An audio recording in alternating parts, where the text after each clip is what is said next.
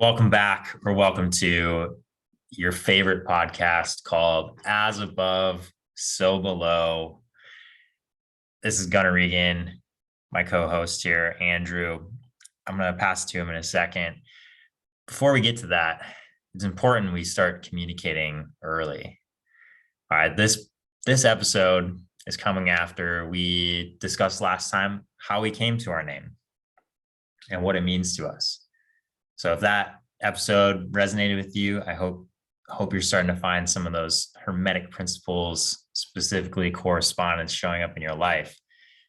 One way of corresponding is with other humans, and that's our focus today is communication. How can I communicate with you, and how can you communicate with me? And I see this going a couple different ways, but I want to throw this to you. Andrew, the reason we're getting this podcast recorded is because we have a level of trust. You could say we're in this circle of trust with each other. What are your thoughts on that, Andrew? Well, the first thought that comes to mind is the movie Meet the Parents.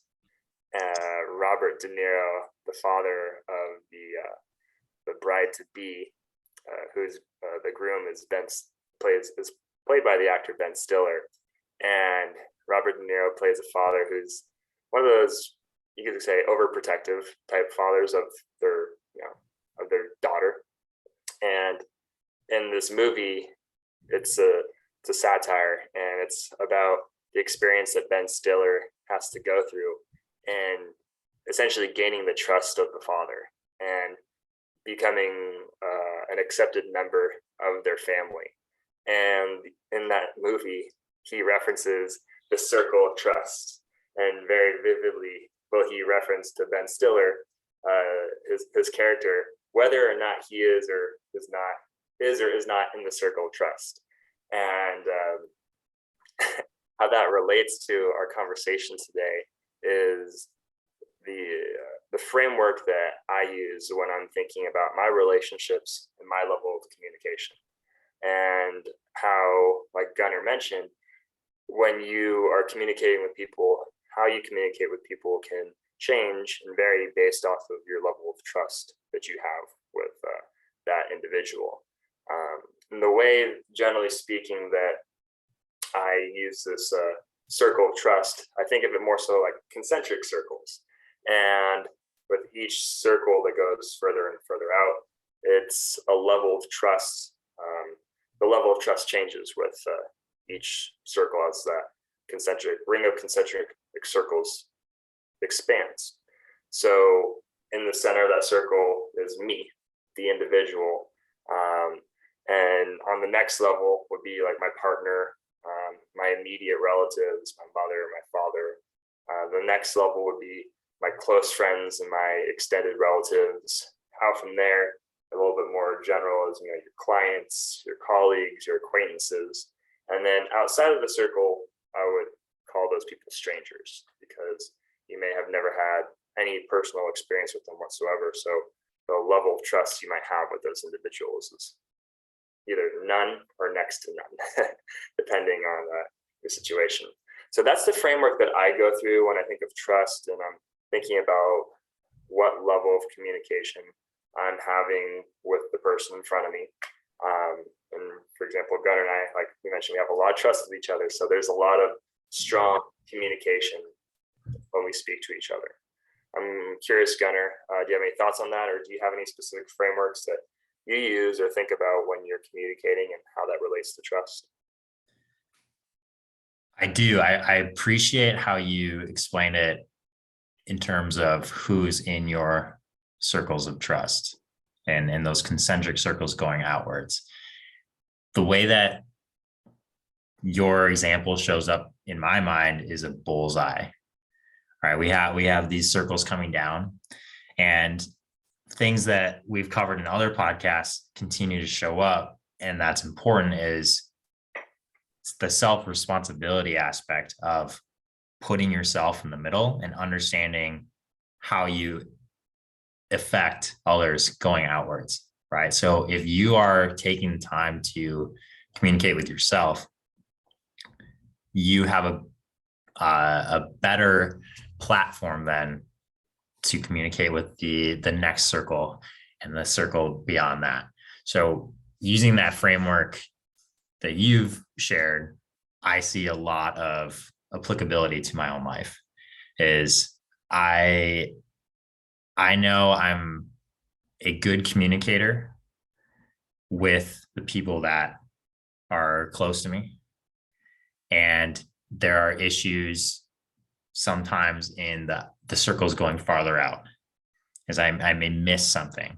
And what I've learned is if I'm missing those things in the outer circles, it's most likely because I'm missing time with myself and understanding what's important.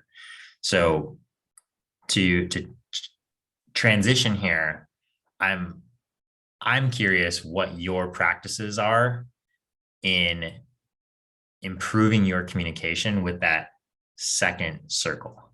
How do you show up for that second circle as your best, if you will? Or maybe it's times that you struggled.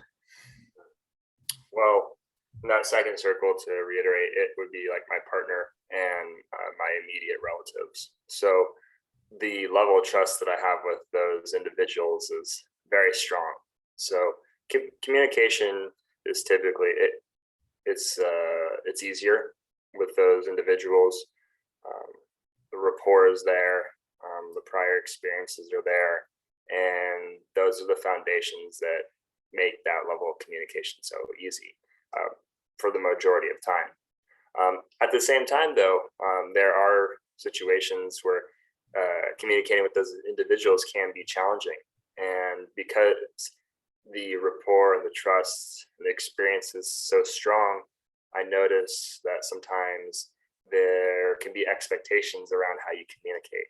And when you fall out of those expectations because of past experiences around how you communicate, that can throw those individuals off. It's because they come to expect you to communicate in the way that they have come to know, or that's repeating myself, but they have an expectation on how you communicate because of all your prior experiences with them. And so I'm very attuned to that as well. And when I'm communicating with these individuals, depending on the level of importance of the topic, my lots of things can change. My tone, they're much more attuned to that. When things are serious, or when I'm laid back and relaxed, things are a little bit more easy and light.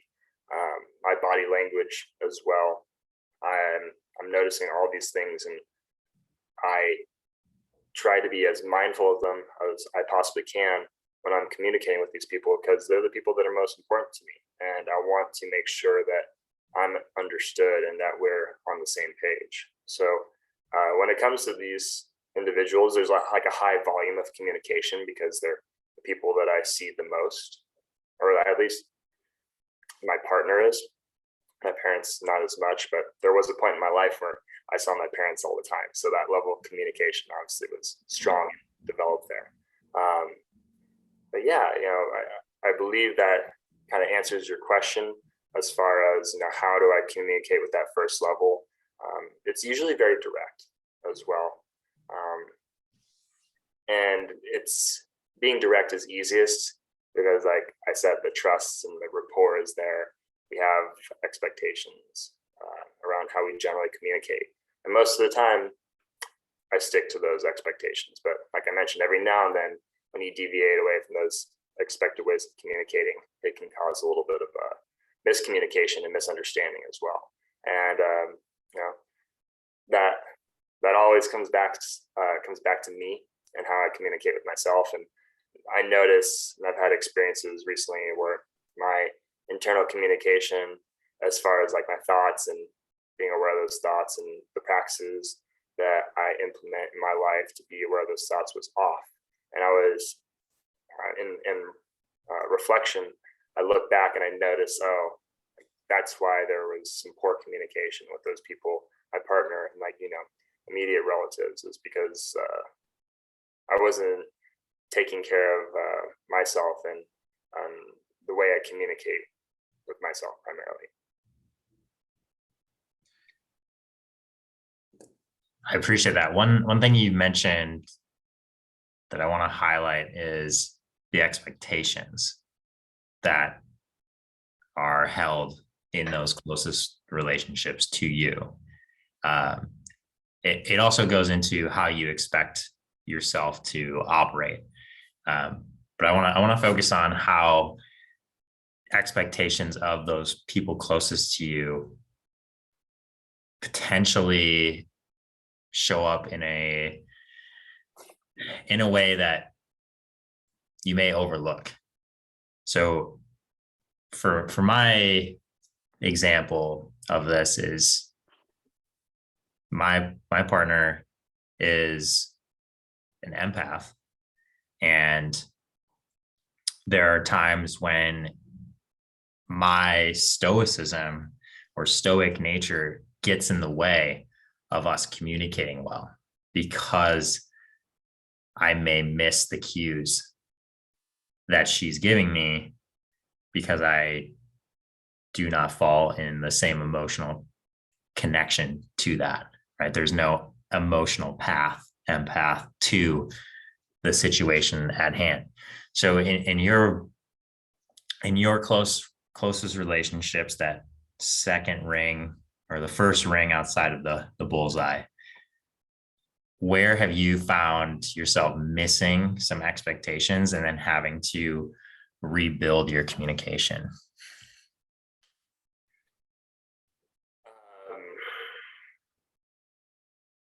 One of the first things that comes to mind is like communication around how I want to live in my shared space with my partner. We've been living together for close to 6 months now, and there were like certain expectations that were laid out ahead of time as far as like how we envision living in this space together and what are the responsibilities that we are both going to take on as far as keeping our living space in the way that we want to have it. And as we, time progresses living together, we both notice, or at least I noticed, that some of those expectations were not being met. And there was a day where I had to go, or I sat down with my partner and we had a conversation about those things because they're important to me. And it's important to me that like I have like a space that is conducive towards the lifestyle that I want to live, because I'm intentional about that and I understand the impact it has on my life. So when I went about communicating that to her, I'm very aware of when people are telling me things to do rather than like asking or not necessarily asking. I'm very attuned to when people are telling me to do things. Because I am that way because of how I was brought up, and a lot of times I was just told what to do, not asked, and allowed to come to conclusions on my own. So when I had that conversation with my partner, I was very intentional about communicating in a way where it wasn't me telling someone what to do. It's just asking like, hey, like we both have these expectations, right? These are both things that we have agreed upon as far as how we want to live. I'm just noticing that we're not necessarily living up to these expectations. Do you feel the same way? And leaving the door open for her to communicate in a way and how she feels. Because similar to your partner, she's more of an empath, and similar to you, I can be more on the stoic side. I imagine that's why you and I relate so well, or part of the reason why you and I relate so well. Although, understanding how I can communicate and bring these types of conversations up without blaming or making accusations, but just letting my partner and I have a conversation where we're both able to come to realizations about the same situation in a way where we're both understanding each other clearly and making the space for that. And a lot of times I also will, like, prior to even having these conversations, I will ask if, like, hey, is now a good time to talk, like to have a conversation? Or are you in the middle of something? Are you busy doing something else or focused on something else? Because that can factor into it. Because if I'm wanting to have a conversation that is of importance, although it's in the middle of my partner doing something or being preoccupied, it's not the right time or not the right place for it. And I've found that to be a really effective technique when you're wanting to have important conversations, is making sure that you are asking that person if they have the space. If they don't currently have the space, asking them to schedule a time to make the space to have that conversation. And I find that really helpful. So the communication is clear and concise. That's beautiful. There's an underlying piece to what you just talked about around asking certain questions and leaving space. And to me, that's curiosity rather than asking questions to get an answer. It's asking questions to learn what the other person's experiencing. And as I grow up and keep getting older, I catch myself more often needing to be curious.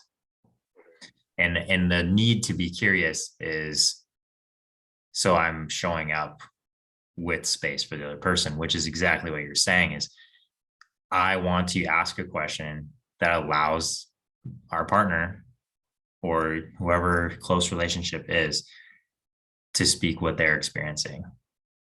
Because at the end of the day, I have my experience, I have my perceptions. Those are all mine. If I'm projecting that and looking for an answer to fit that, fit my own, I'm only going to get what I think. It's not going to help create a better understanding or a greater experience for two of us or more as the circles go out. That curiosity is so valuable. So yeah, what that reminds me of is when you're having that and you like are, I forget the word you said, but basically creating these expectations around how you want that person to respond. You're making the result, or you're creating a condition for their response, meaning that you're conditioning yourself. And if it's what you want to hear, then good. If it's not what you want to hear, then bad. Rather than coming from a place, like you said, of wanting to learn and having curiosity about where the other person's coming from. And it's like you're listening. There's an expression for this. I think this is similar lesson when we learned about the curiosity game and listening to learn. It's like you're listening to be right, or you're listening to learn, something along those lines, right? Yeah. The way I view it is, am I asking a question to get a specific response, or am I asking a question to be open to any response or be curious? Like that, I think that's the underlying piece. Is if I think I know everything, especially when asking questions, yeah, that's an assumption. I believe everyone that's listening to this understands what an assumption is. It makes an ass out of you and umption. Next podcast episode, definition of assumptions. Yeah. Check in on our YouTube channel for a short video about assumption. So going into that, another thing that you touched on that I am finding both valuable in my relationships with others, and even more so relationship with myself, is creating that time for presence. And you touched on that, asking, hey, is this a good time?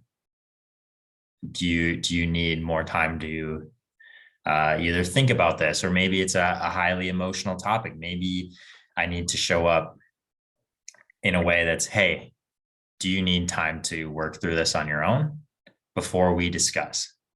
Because if I show up and I'm guns blazing, it doesn't end well. It takes 5 times as much effort and time to get back to where we could have been.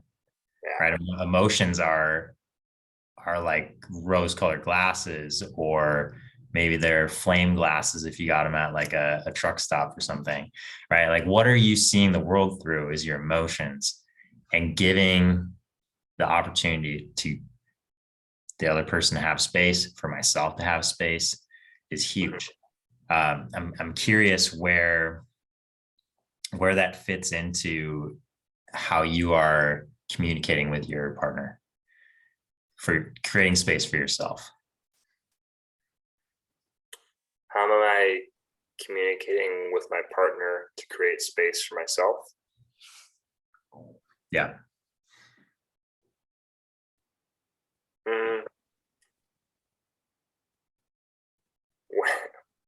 Usually, my partner is very understanding. So when I communicate with her and I tell her I need space for myself, it's usually pretty direct. It's not said with a lot of emotion. There's usually a because behind it, where I'm going to make the space for myself to go journal because I'm having these thoughts and I want to work through these thoughts right now and take the time to communicate with myself, really, which is what that practice is.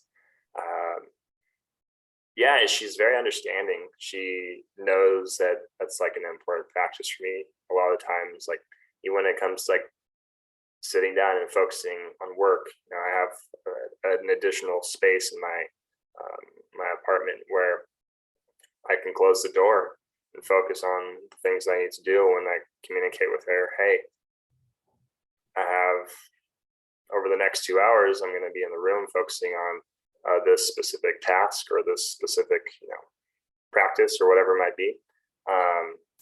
Do you mind if you just give me the space to do this right now? And it's like, usually there's no problem with it. And because I go into that conversation and I'm asking, I'm not telling, and just communicating with her in a way that's non-threatening. It's like, yeah, of course, no problem. It's never an issue. I'm curious, do you communicate with your partner in a similar way when you have to make space for yourself, or how do you go about doing that?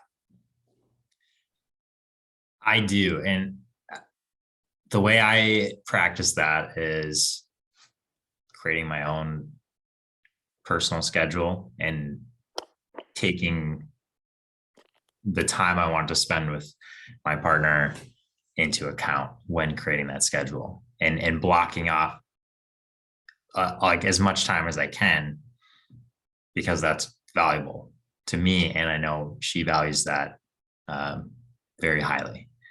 So in that sense, yes, the scheduling process for me is the way to get ahead.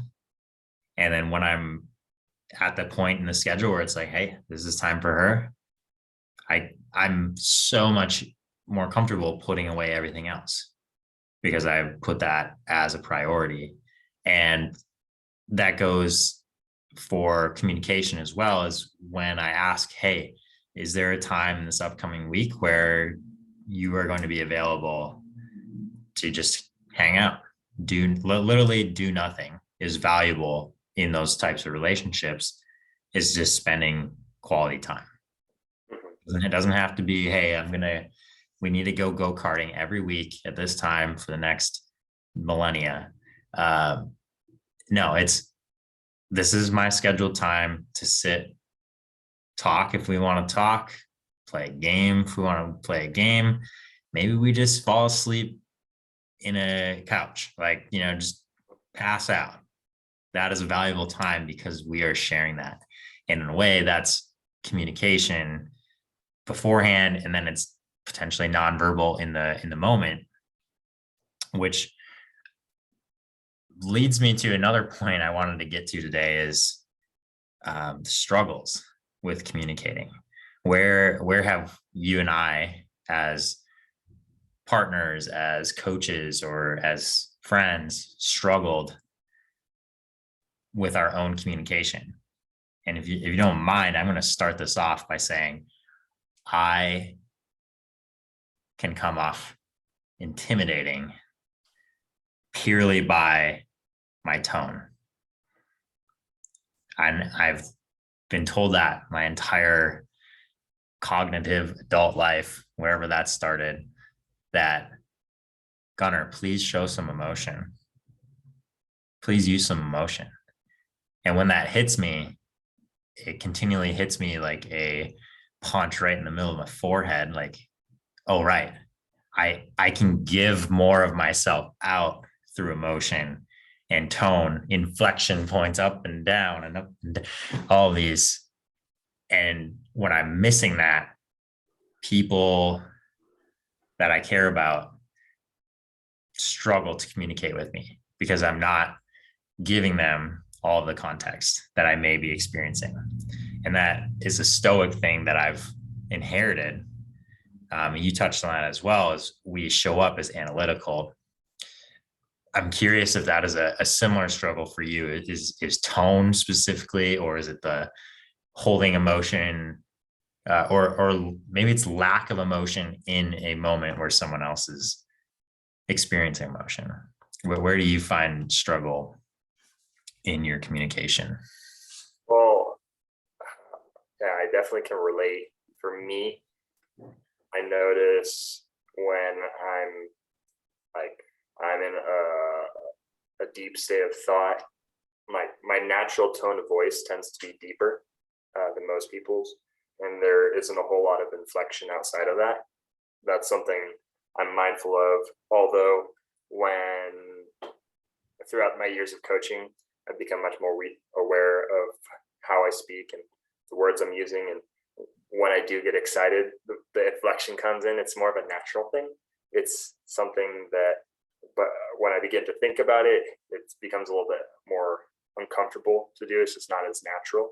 So what I find that really helps with that aspect of my communication is being authentic and real, and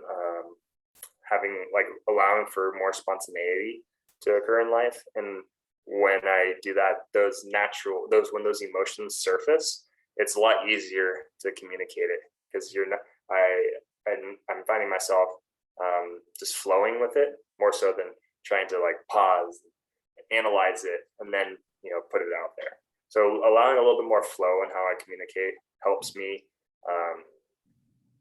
break out of that dull, deeper, possibly more monotonous way of communicating.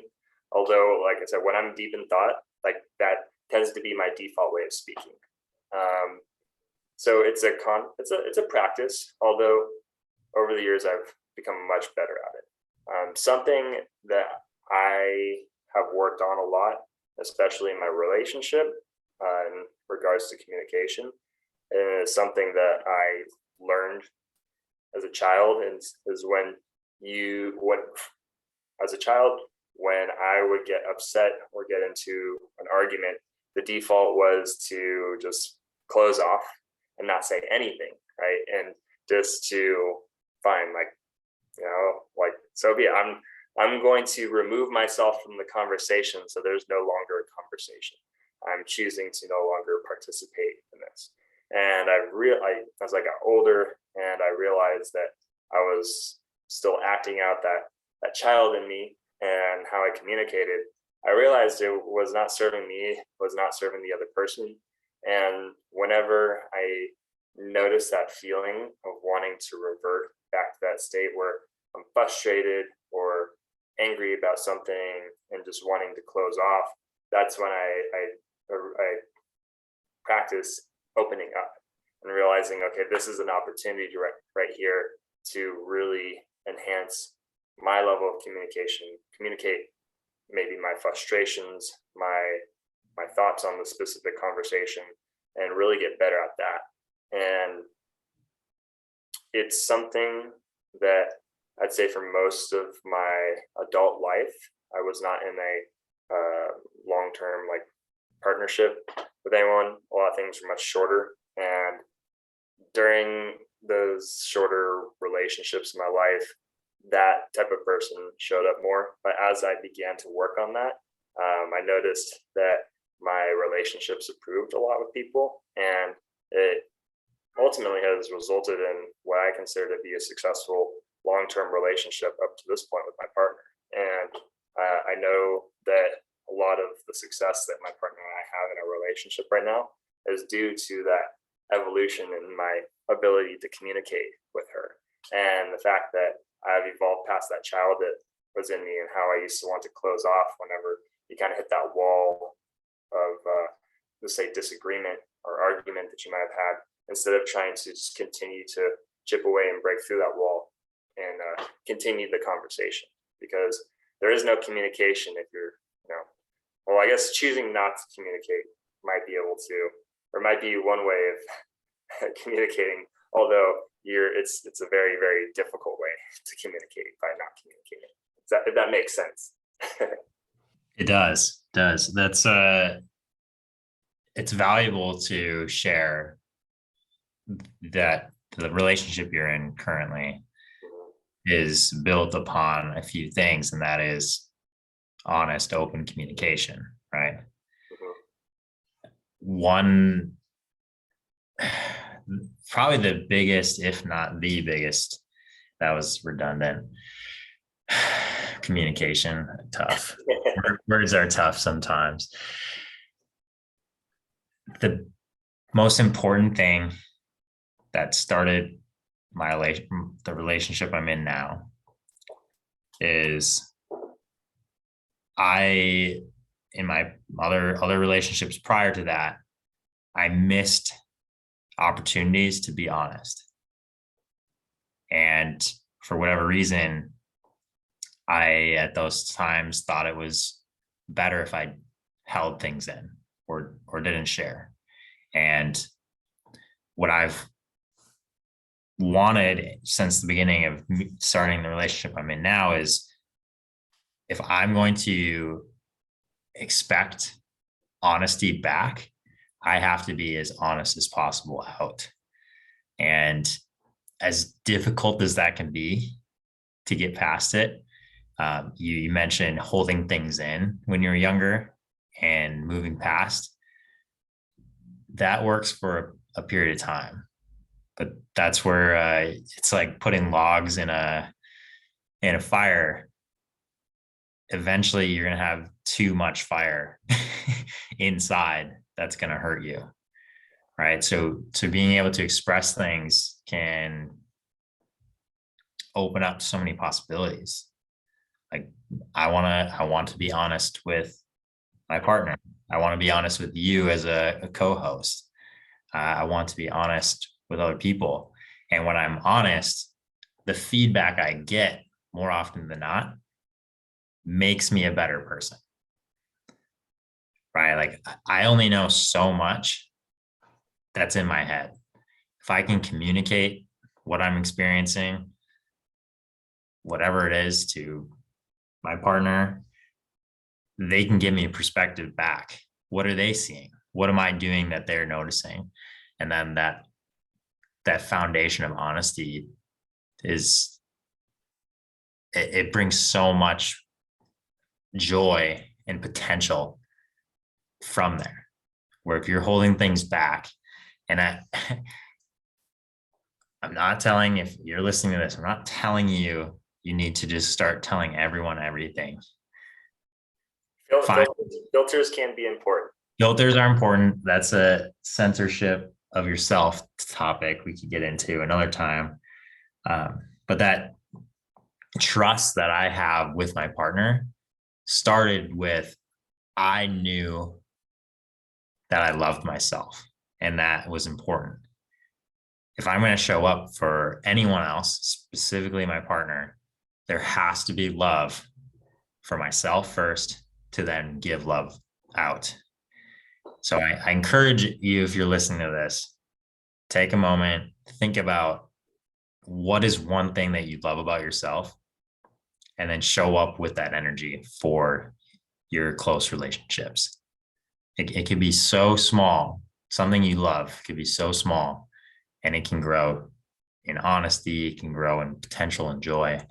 All of these things are huge, right? That circle of trust becomes permanent and it becomes so powerful. And it allows you to create the narrative that you truly want, that honesty with yourself. You have to be honest with others. Yeah, for sure. Especially, honest with yourself. And be honest with the ones that are closest to you. It reminds me of like a story that I recently had. It reminds me of a story around a conversation I recently had with my girlfriend, and we're talking about the fact that we were aware of this person who was in a committed long-term relationship, and that person who was in that committed long-term relationship, we knew that there was a lack of, she cheated on her boyfriend, right? Although we knew that, I guess the boyfriend didn't know that, and they've been together for years since that incident had happened, and we were both reflecting on, wow, like how hard that must be to live and be with someone every single day where there's like this level of trust where that person knows that they betrayed that person's trust, and they have to live with that internal conversations they're having in their mind. They have to deal with that on a day-to-day basis. And we were just both reflecting on the fact how we're both really excited and happy that we have a relationship that is built upon trust, and that we have that type of honesty with each other, and that if something like that was to happen, that one of us would have to come forth, be forthright with it, because just to lie to someone that close and around something so significant, it would just be such a horrible way to live. And that individual, I don't know them personally. I'm just, an outsider as far as that story goes. But I thought to myself, like, wow, like, and like, having that self-responsibility for how you communicate with those people and that blundering out, I can only imagine what that conversation, that communication is like with that person, like internally, and to have to hold on to that and to realize that a lot of that is built off of, something that's false or not true. There's so much there. I'm curious if that meant, when you learned about this story and you pictured the context of the story, if that meant for you changing something about how you communicate or anything like that. Like, were you able to make any changes by learning someone else's story in that sense? It was more of affirmative, like, it was more affirming. That's what I'm looking for, of like what my partner and I have in our relationship, because it made me grateful, to be honest. Actually, I was grateful that I have someone in my life who has that level of honesty and trust with me, and that it's reciprocal, and that we can have that together. Because I believe that a lot of relationships, there might not be that level of honesty and trust with them. At least, to start off, it's something that takes a lot of time. But the point of bringing up that story and that conversation is that when you come back to that bullseye in the center of those concentric circles, and you're having conversations with yourself, like, to have like a partnership that's built off of, like, essentially a lie by, what would be when you don't say the lie, but you just, is a lie by omission, I think is what it's called. Yeah, you omitted. Yeah, so you didn't do anything, therefore you're lying, right? Yeah, and a lack of being forthright about what had happened, and to live with that. That's the point I'm getting at, is that level of communication that person must have with themselves must be pretty poor, and that I hope that person is able to find more clarity in their lives, and get to a point where they can have that authentic trust and honesty with their partner. That was that just makes me grateful for what I have, really. Totally. hearing you go about that, it came to a quote. It's attributed to Mark Twain, maybe someone else's quote from before that. However, it is, a lie can travel halfway around the world while the truth is putting on its shoes. And thinking back to some of the Hermetic principles, the world is all in our head. All is mental. All is mental. The world, therefore, is in our mind. When we lie, we have to work so hard, so hard to remember the facts of the lie that we created. When we speak with honesty, like the quote saying, the truth is putting on its shoes. It takes time. However, it's a much simpler way to live. Recently, I got into a situation where I believed I was given permission to do something for, n number of times. However, what I didn't realize was what I was asked to do was continue to ask for that permission each time. It wasn't just a one-off, you can do anything, anytime. And it stuck with me it's still sticking with me. However, the choice that I made the next choice I made after realizing I was lying, essentially, right? I was lying to myself. As soon as I realized that, the first step was putting a stop to it. And that was an apology. So I made that apology and I realized what I was doing in my head was so much bigger and more devastating than what the person that I was dealing with was experiencing as well. They were, slightly disappointed that I did not ask them permission again. And this is a good lesson, because me sharing this right now is me sharing it to everyone. Therefore, this has to be my truth, or else I'm going to have to remember this forever. Because I did not ask for permission when that was expected of me, and I chose not to. That next step was stopping that train, stopping that lie, and making it a thing of the past. So that idea of truth, it goes a long way. But if we think of the root of it, TRU, true, what is true for me is not necessarily true for you. However, an understanding of what's true for you and true for me, as friends, as co-hosts here, thinking about our relationships as well, that common ground of our truths is what trust is. Right? You don't have to necessarily believe what I believe in.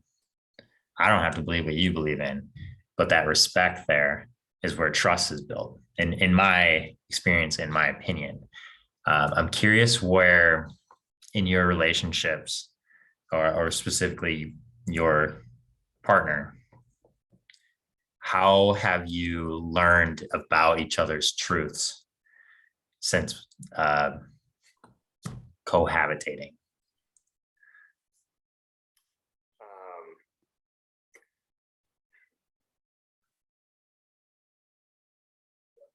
Well,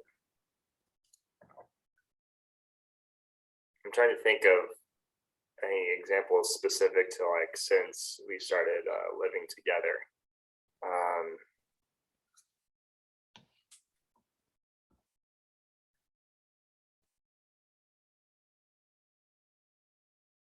at a loss for a good story. Although I'll say that our truths, that at least truths that are reflective of, or truths since we started living together, a lot of it has been experiential. I'll say that experiential meaning that like how we live our daily lives, and getting the opportunity to live with each other and experience what that's like, that has influenced our communication. The things that we talk about, there has to be a greater level of communication to ensure that we're both not only making time for each other, but respecting each other's like desires around everything in each other's lives. It's a hard question to answer, to be honest, because a lot of these things were already like hashed out per se prior to moving in with each other. It was something that we both like were like feeling very good about prior to moving in together. So there wasn't a whole lot of new things. A lot of the aspects of communication that had to improve were more so focused around like the specific living situation and how we both wanted things, like creating expectations around that.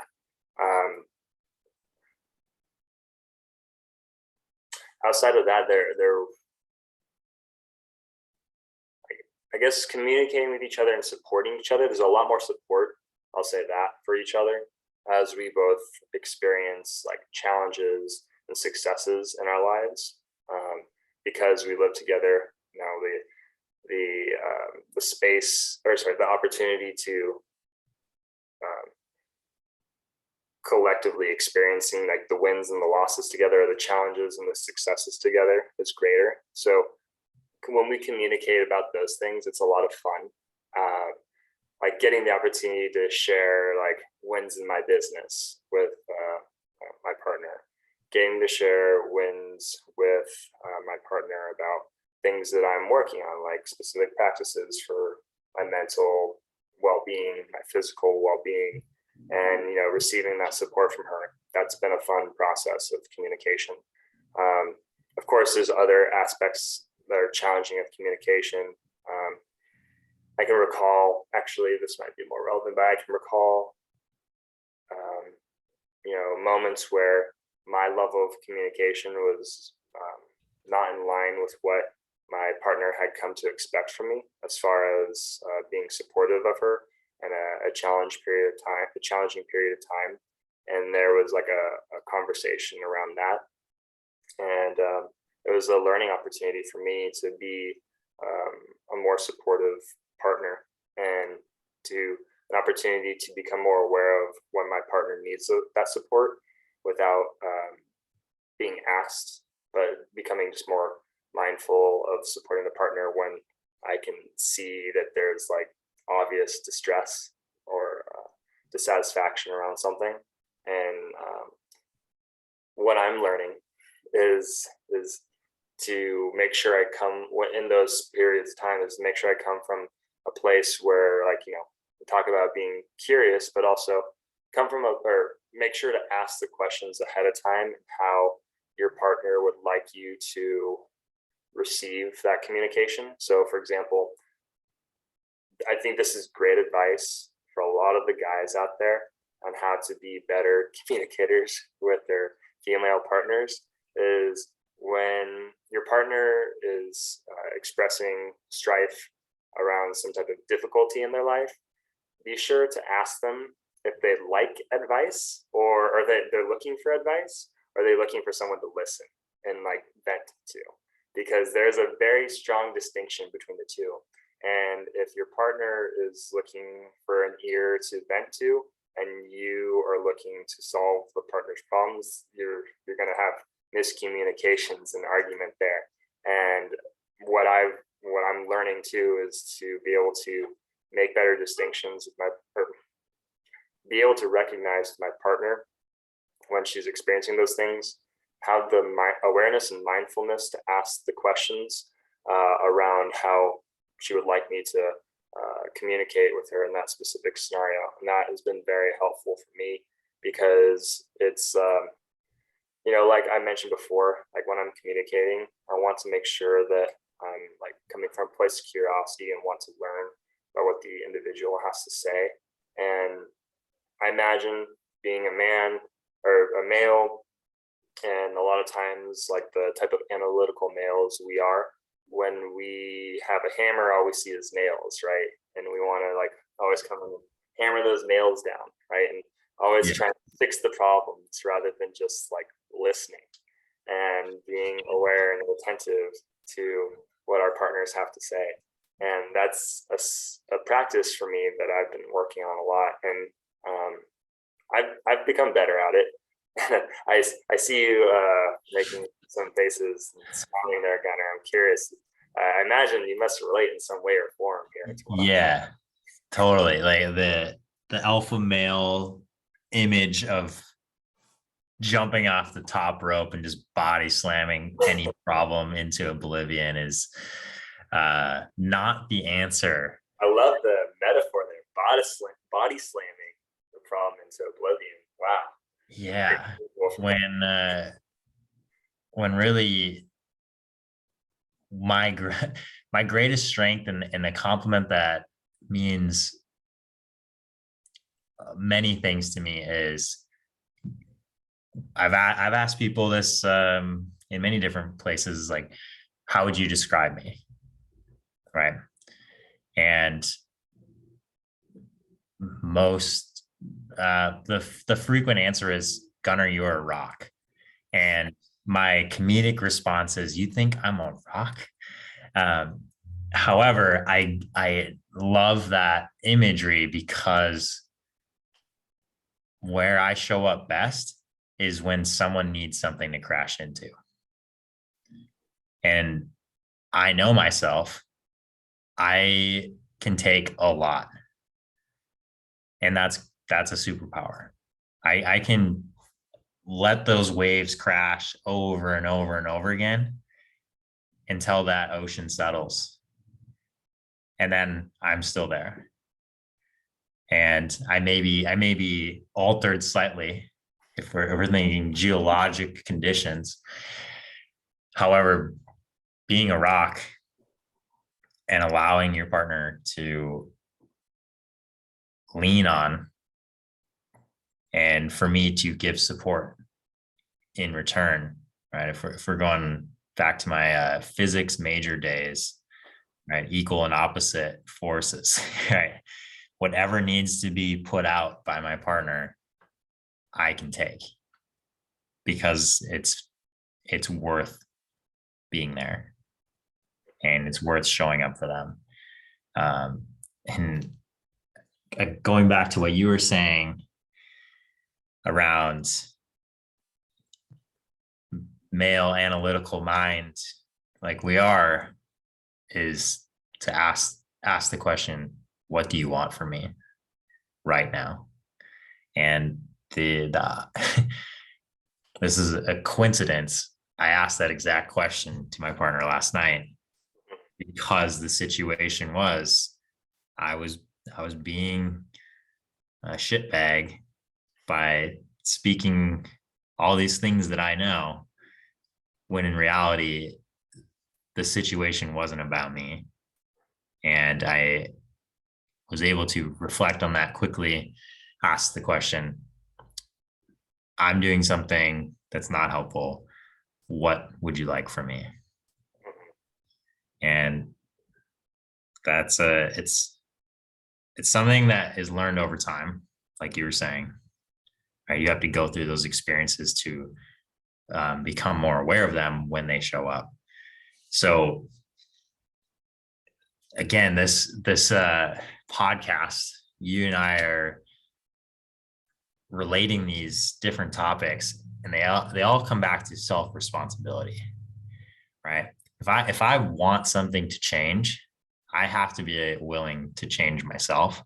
And if that means getting away from being just a big ass to people, I imagine a lot of this language is not your language, Gunnar.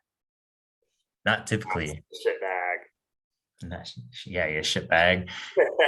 Name that YouTube video circa like 2006. Right in the comments.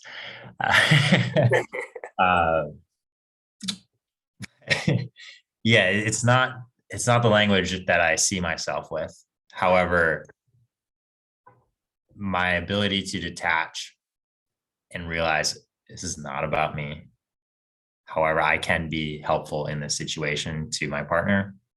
It's self-responsibility, Yeah. right? It's my ability to respond. That's responsibility. And a lot of the times when those moments of strife, I love that word. You used it first, so you win, is strife is real for the person experiencing it. It doesn't mean I know exactly what's happening. However, I can show up, be curious. I can show up and give space for honesty. Things we've touched on all throughout this conversation, which is a form of communicating, is a podcast. So,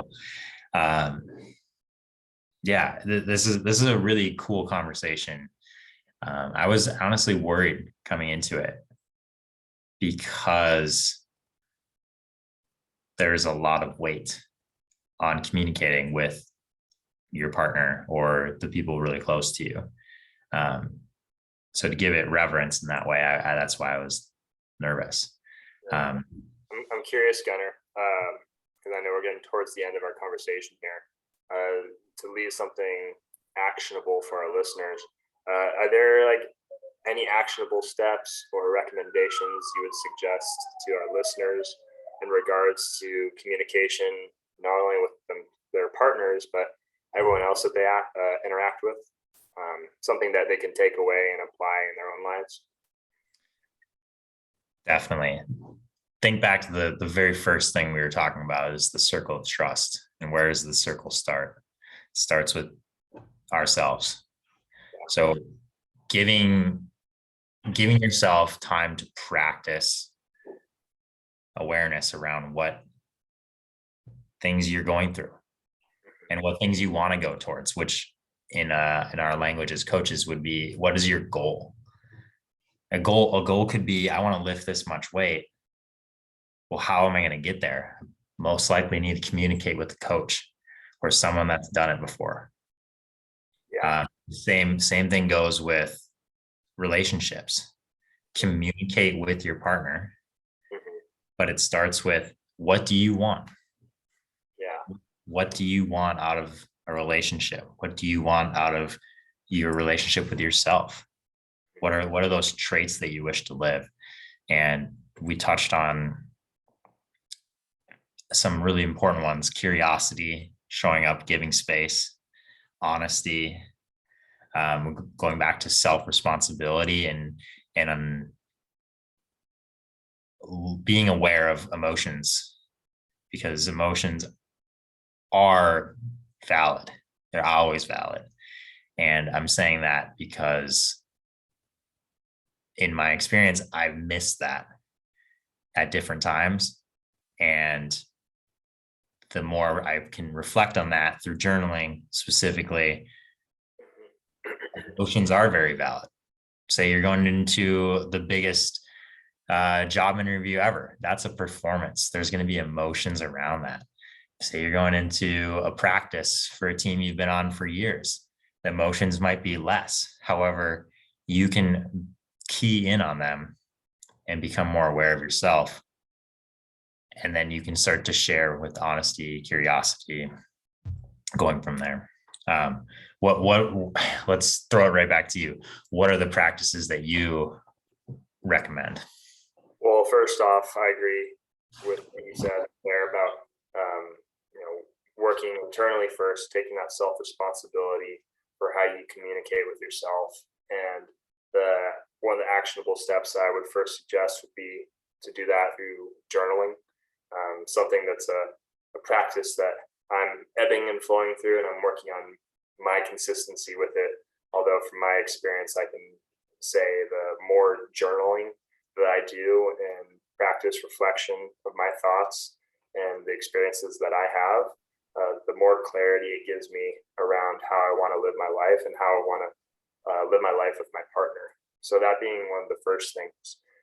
Secondly, taking, like you said, creating a vision for what it is that you may want with your partner, like what kind of life that you'd want to live Even doing that for yourself first, and then coming together with your partner and also creating a vision for how you want to live your life with that person, and co-creating something together and being intentional about it. So when you have those tough conversations and they'll most likely come back to that vision that you have for yourself that's centered around your values and beliefs that you both have for each other. And when that conflict arises, more often than not, you can have that and use it in a way to be like, this is what we communicated with each other that we both want out of this relationship. Is this still true?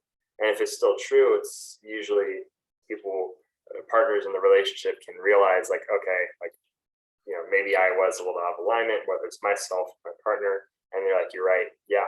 Or sometimes people change and that vision is no longer what they want anymore.